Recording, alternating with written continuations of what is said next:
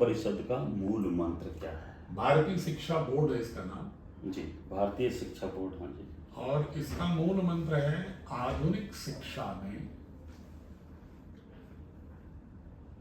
भारत की ज्ञान परंपरा का समन्वय एवं संयोजन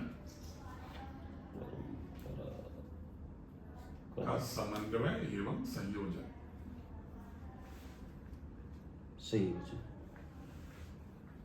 blending of Indian knowledge system with modern education. जी जी। इसका अर्थ है कि जो हमारी 21वीं सदी का जो वैज्ञानिक और टेक्नोलॉजिकल सामर्थ्य होना चाहिए वो तो बच्चों में होना ही चाहिए। जी जी जी बिल्कुल। लेकिन उसको प्रयोग करने का जो मूल्यबोध है वो भारतीय दर्शन से आप्लावित होना चाहिए, वो भारतीय दर्शन की आत्मा से अभिसिंचित होना चाहिए। ये भारतीय शिक्षा बोर्ड का मूल उद्देश्य है। और भारत सरकार ने इसीलिए इसको गठित करके पतंजलि योग पीठ को स्पॉन्सरिंग बॉडी के रूप में नियत किया है। और उसी यात्रा में हम लोग कोशिश कर रहे हैं कि जो महर्षि दयानंद, स्वामी विवेकानंद, महर्षि अरविंदो, महात्मा गांधी, मदन मोहन मालवीय, बासवन्ना, तिरुवल्लुवर, इनकी जो अवधारणाएं थी भारत की शिक्षा कैसी होनी चाहिए, जी जी जी, उसका एक अभिव्यक्त स्वरूप है भारतीय शिक्षा। जी जी जी, manifestation of our ancient wisdom. जी, our all spiritual leaders, social leaders, जो सामाजिक नेतृत्व करने वाले थे, आध्यात्मिक नेतृत्व करने वाले थे, जो भारत को कैसा गढ़ा जाए उनका एक सपना था। जी जी, जो हमारे स्वतंत्रता संग्राम सेनानियों का सपना था, जो हमारे शहीदों का सपना था, वो भारत तभी होगा जब भारत को आधुनिक विज्ञान और टेक्नोलॉजी में समर्थ होते हुए दृष्टि होगी भारतीय ज्ञान परंपरा से। एक शब्द में मैं कहूँ कैसा व्यक्तित्व, तो एक वाक्य में कहूंगा मैं, वैश्विक नागरिक भारतीय दृष्टिकोण के साथ, वैश्विक नागरिक भारतीय दृष्टि के साथ, global citizen with Indian ethos. ये है इसका मूल मंत्र। आनो भद्रा कर दो यंतु विश्वता। आनो भद्रा ऋग्वेद का वाक्य, आनो भद्रा कृतो यंतु विश्वता। Let the noble thoughts come from all direction. जितने भी अच्छे विचार हैं सबका स्वागत करो, अभिनंदन करो, और उससे उसकी मणि निकाल करके और उसके अनुरूप अपने विचार को सुव्यवस्थित करो। ऐसे बच्चों को गढ़ने का उद्देश्य है भारतीय शिक्षा बोर्ड। सब एक आखिरी प्रश्न और मैं आपसे कर रहा हूँ कि आप अभी पतंजलि योग पीठ से जुड़े हैं और स्वामी रामदेव जी, जिनको हम एक तरह से असली मायने में, कोई माने या ना माने, मैं व्यक्तिगत बात अपनी कर रहा हूँ कि कभी कभी प्रश्न उठते हैं, लोग भी उठाते हैं कि उनको भारत रत्न मिलना चाहिए। मेरा प्रश्न ये है कि वो ऑलरेडी विश्व रत्न है, ऑलरेडी वो विश्व रत्न है, क्योंकि योग पहले भी था और हर काल में रहा है, परंतु आधुनिक काल में योग को अंतर्राष्ट्रीय स्तर पर जो पहचान दिलाई है वो हमारे स्वामी रामदेव जी ने दिलाई है, तो क्यों हम उनको विश्व रत्न ना कहें? देखिए, ऐसा है, जो कोई व्यक्ति ना जी जनता के हृदयों में बसता हो, जी, उसे किसी उपाधि की आवश्यकता ही नहीं होती। जी जी जी जी, उसे किसी उपाधि का मुखापेक्षी नहीं होता है। जी जी जी, अब जैसे अगर आपके गीत के स्वर धर्मपाल के, जी जी, यदि लोगों में एक सामाजिक चेतना और प्रेरणा देते हैं जी, तो आपका यही सबसे बड़ा पुरस्कार है जी, कि लोग उससे चैतन्य होते हैं, उनको प्रेरणा मिलती है, और उनके दुखी और उदास लोगों के भी मन को गुदगुदाते हो आप, जी जी, उनके अंदर एक उमंग उत्साह पैदा करते हो, जी, उनके जीवन को कम से कम उतनी क्षणों तक आप उत्सव बना देते हो। जी जी जी, वरना तो जीवन में लोग अक्सर नैराश्य, उदासी, मरण धर्मिता के शिकार पड़े हुए हैं लोग। जी जी, लेकिन जब आप गीतों के स्वरों के माध्यम से बड़े समूह को एक झंकृत करते हो, तो वो झंकृति में उपजा हुआ उमंग और आनंद ही आपका पुरस्कार है। जी जी जी,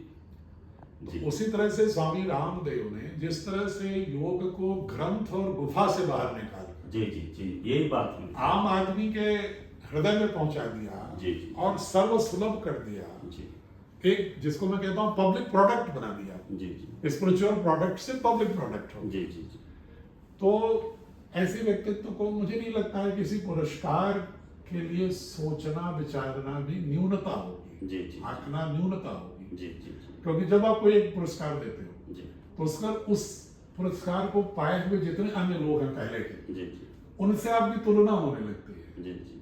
लेकिन ऐसे व्यक्तित्व जो होते हैं ना वो अतुल्य होते हैं। इसीलिए मैं विश्व रत्न उनको हमेशा कहता हूँ। ये भी कहने पर ये हो जाएगा ना कि फिर ब्रह्मांडीय रत्न क्यों नहीं। जी जी जी इसलिए इन पुरस्कारों से ब्रह्मपाल जी जी अनासक्त भाव से समाज की सेवा करना जी जी और भारतीय संस्कृति की पुनर्स्थापना करना, विश्व कल्याण करना, जी ये मानव का किसी व्यक्ति का सबसे बड़ा पुरस्कार है। जी जी और गांधी को किसी पुरस्कार की जरूरत थी क्या? जी जी जी क्या दयानंद जी को किसी पुरस्कार की जरूरत थी क्या? जी जी क्या स्वामी विवेकानंद को किसी पुरस्कार की आवश्यकता थी क्या? जी। क्या महर्षि अरविंद को किसी पुरस्कार के ना मिले या मिले उससे क्या फर्क पड़ता उनके व्यक्तित्व पर? जी जी जी तो कुछ ऐसे व्यक्तित्व होते हैं जो पुरस्कारों से उनका कोई मतलब कोई तालमेल नहीं है, वो स्वयं में पुरस्कार है। सब आखिर में मैं आपका धन्यवाद करना चाहूँगा कि हमारा जो भारतीय शिक्षा बोर्ड है उसको आपने A+ की श्रेणी दिलाई है ये और पतंजलि विश्वविद्यालय को दिया है। हाँ विश्वविद्यालय को दिलाई है। बिल्कुल, उससे जहाँ जहाँ भी आप पोस्टेड रहे हैं वहाँ वहाँ के सभी लोगों में इतना उत्साह और इतनी वो है। और गौतम बुद्ध नगर में तो विशेषकर घर घर में इस बात की खुशी है आपके नाम पे, क्योंकि आपने इतना सेवा गौतम बुद्ध नगर में कर रखी है। अधिकारी के रूप में नहीं, एक सेवक बन के आपने की है।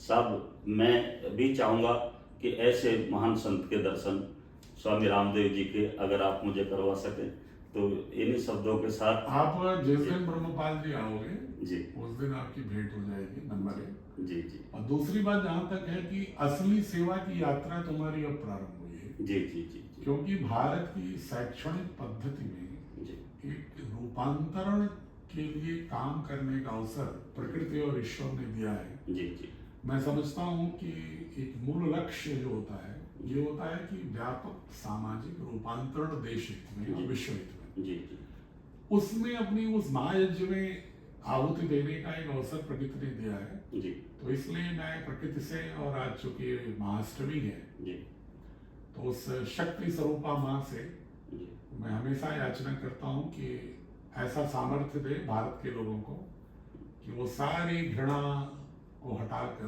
करुणामय होकर, जी शौर्यपूर्ण करुणापूर्ण होकर, दोनों का समन्वय, जी शौर्य और करुणा। जैसे माँ है, जी एक हाथ में डमरू है महागौरी के जी। और एक हाथ में त्रिशूल। त्रिशूल तो ये जो स्वरूप है ना जी माँ का, जी शंकर जी के हाथ में भी देखिए, जी एक हाथ में त्रिशूल एक हाथ में डमरू। जी जी कृष्ण को देखिए, जी। बांसुरी भी है, सुदर्शन भी है। सुदर्शन तो हमारी संस्कृति रही है कि शौर्य, संगीत और करुणा दोनों जी। से युक्त व्यक्तित्व होना चाहिए। जी जी और ऐसा भारत खड़ा हो, जी ये महाअष्टमी पर माँ से भी मेरी प्रार्थना है। जी और आप जैसे माँ सरस्वती के साधकों का दर्शन मुझे हुआ, मुझे भी बहुत ही ऊर्जा मिलती है। और आप जब चाहेंगे तो पतंजलि योगपीठ आइएगा तो आपका स्वागत। सब आपने एक चीज कही कि मैं अभी से मेरी सामाजिक यात्रा शुरू हुई है।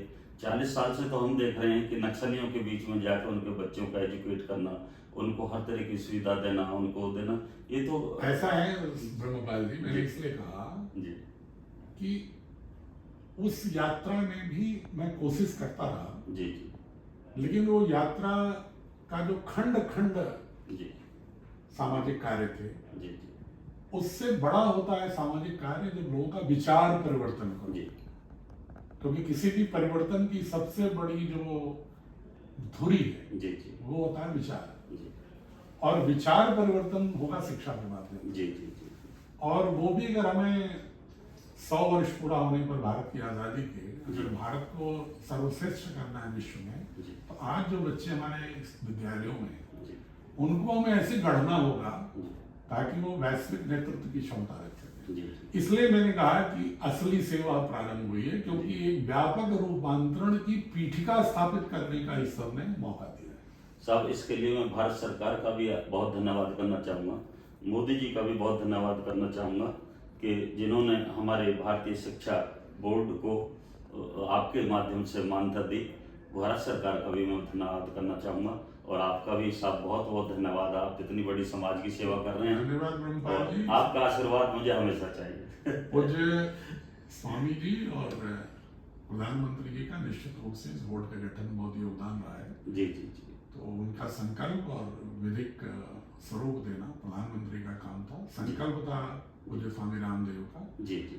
और वो संकल्प सारे ऋषियों का संकल्प है हमारी पूरी सांस्कृतिक यात्रा की। तो सारे ऋषियों को भी प्रणाम, भारत की और आपकी संगीत साधना को भी प्रणाम। भारत